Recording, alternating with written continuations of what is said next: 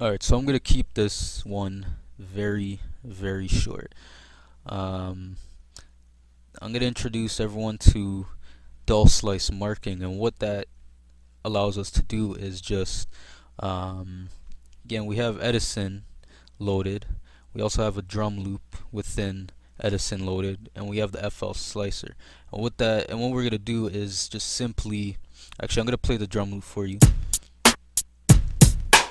And I've already been all over the place and explaining what I'm gonna do, but I mean, you can if you're familiar with FL Studio, you can pretty much already get an idea of what I'm gonna be doing. And all I'm gonna do is utilize this button right here. Actually, I'm gonna utilize this button for the slicing, and then of course we're gonna use the drag copy to drag into Slicer, right? The slicer, FLSlicer. And all I'm gonna do is I'm gonna click this button, right? And it's gonna create a marker. And what I have the ability to do is move this marker. So of course what I can do is move the marker right here.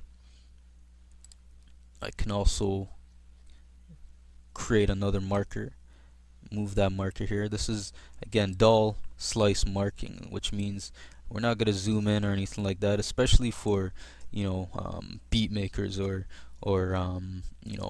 a lot of the producers that sample who want to just get a little vibe going. You can just easily click and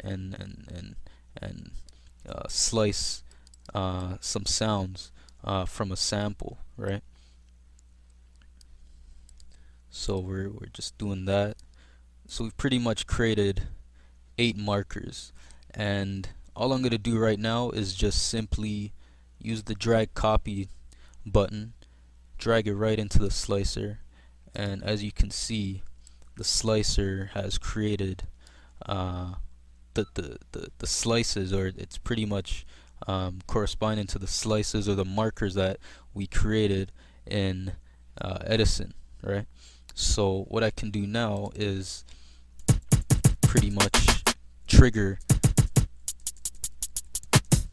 the slices or the markers or the regions, the chops, whatever you want to call it. I can now trigger that, and again, it's just that simple. So I mean, I really don't even need to recap anything. But if you want to see that again or hear that again, you can just rewind the video. Slice beats with a pinpoint incision.